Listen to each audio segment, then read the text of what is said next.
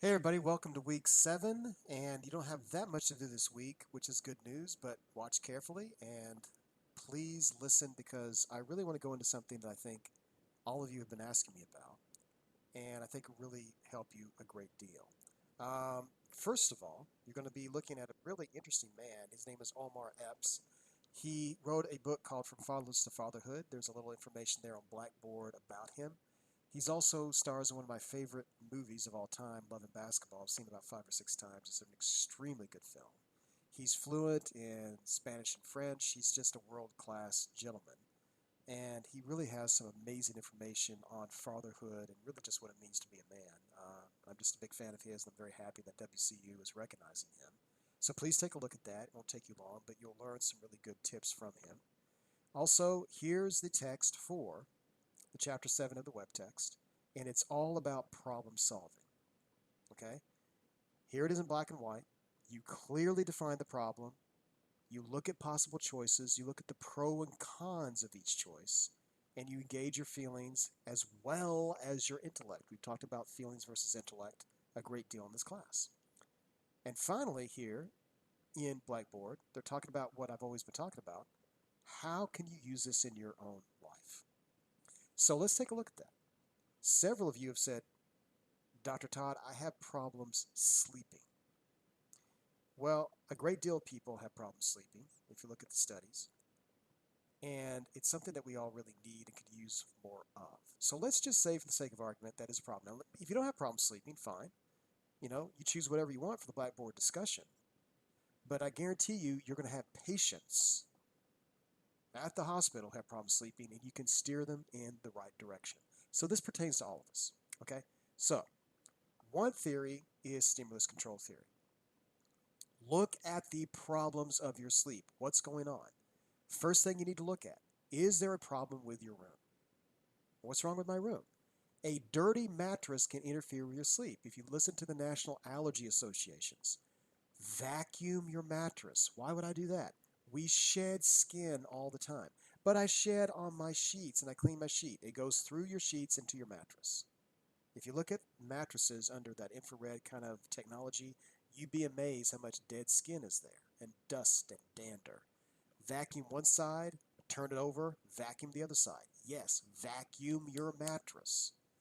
Vacuum your room. Dust. Also, was light getting in? Light is the enemy of sleep. If you have light coming through these kind of weak, kind of, maybe curtains you have and shades, you can buy those things from Amazon or Home Depot to put over your window. Make your room as dark as possible. Are you sensitive to noise? If you are, I run a fan. Or you can run noise on, Alexa or whatever these things are. And, get earplugs. I'm very sensitive to noise. I hear very well. So just a little scratch or something can wake me up. So I run a fan. That may be something you need to do as well. Are you tossing and turning a lot? It says here if you're tossing and turning a lot, the worst thing you can do is stay in your bed for hours and hours. Dr. Thompson, a brilliant psychologist, he told a woman who kept tossing and turning, get up out of your bed after 15 or 20 minutes. If you can't sleep in 20 minutes, get up and clean. My house is clean. He's like, no, I mean, get down on your knees and really get that toothbrush and get the corners and your bathroom and your kitchen clean, clean, clean, but do not watch TV. She would get up and watch TV. Well, that's stimulating.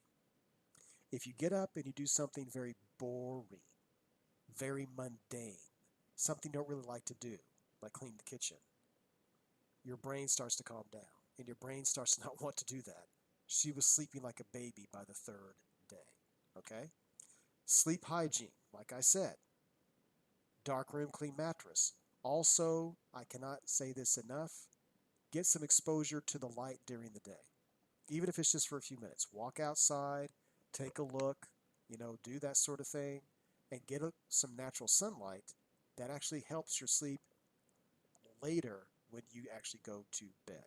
Okay, don't become a relapse person. I was sleeping well for a while, and now I'm not sleeping well. Okay, go to bed at the same time if you can.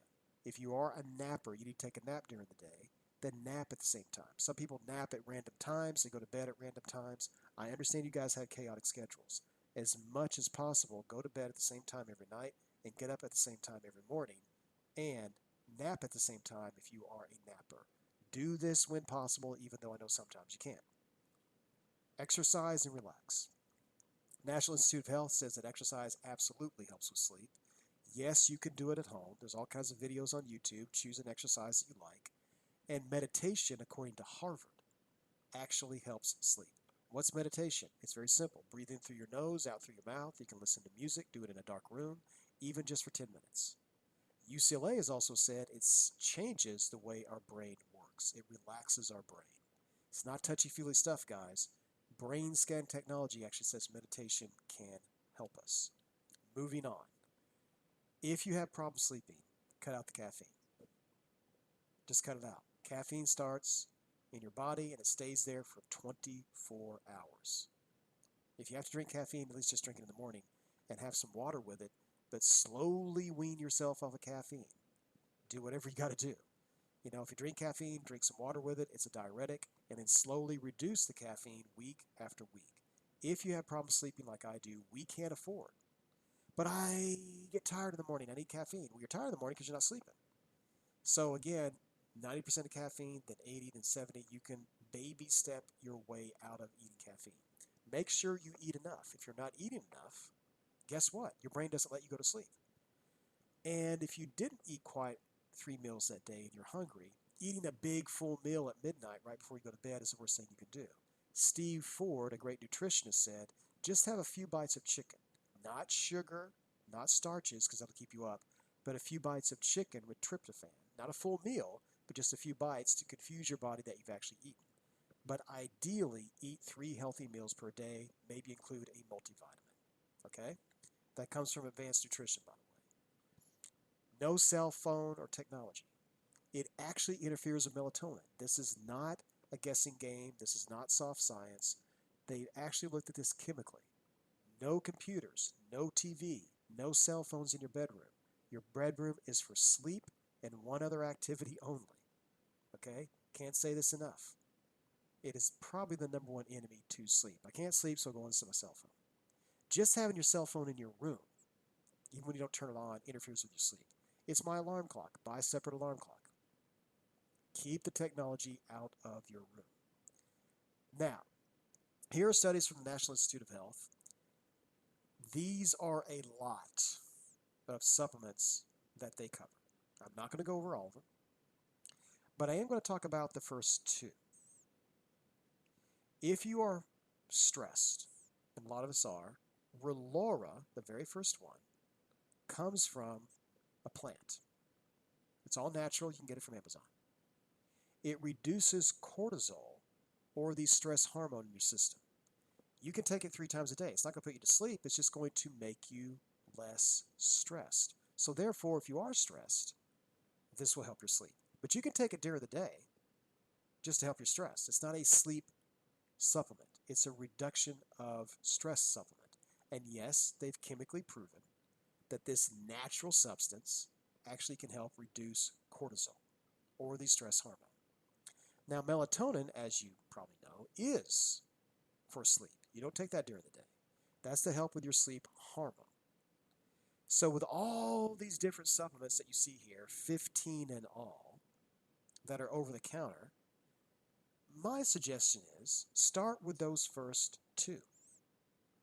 See if that helps. All the other things I mentioned are far more important. Exercise, sleeping on time, staying away from caffeine, vacuuming your mattress. I mean, do all these other things first. Good diet. I mean, do all those other things first. And if it's still not working, you can start with these first 2.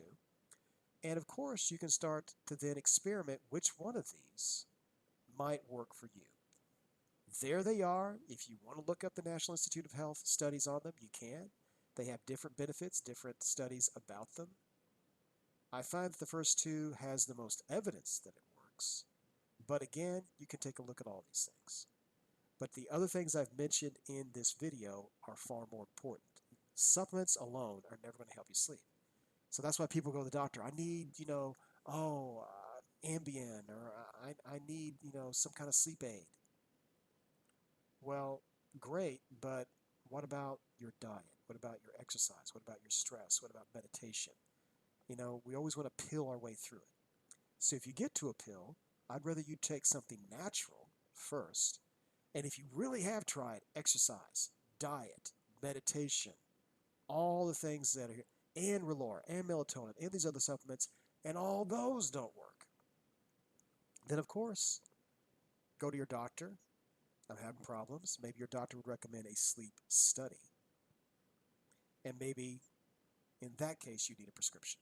Prescriptions tend to just put a band-aid on the problem, and you don't want to be dependent on the medication. Having said all that, here are the supplements that you can take a look at according to the evidence. The first two seem to work pretty darn well for a lot of folks, and you would start with those first two and never take a bunch all at once. That could really hurt your stomach. There's really nothing here that can be OD on, I don't think, too much, but too much of anything is too much. So never take like 4 or 5 of these things at once. The doctors I've spoken to say 2 maximum, okay? And always consult your physician in any of these things because you might have allergies to them, okay? So this is a process on how perhaps you could take a look at how to solve the problem with sleep. If you want to choose another problem for your discussion post, absolutely. But for all of you who are going to be nurses and for all of you who know people who are having problems with sleep, or if you are, this is something you could take a look at. This is merely an example of how to solve a problem. And please, on your discussion post, tell me this is a problem that I have. It doesn't have to be too personal, but maybe I can take a look at it scientifically by using the steps that are in Chapter 7. If you have questions, email me or call me. Guys, stay safe.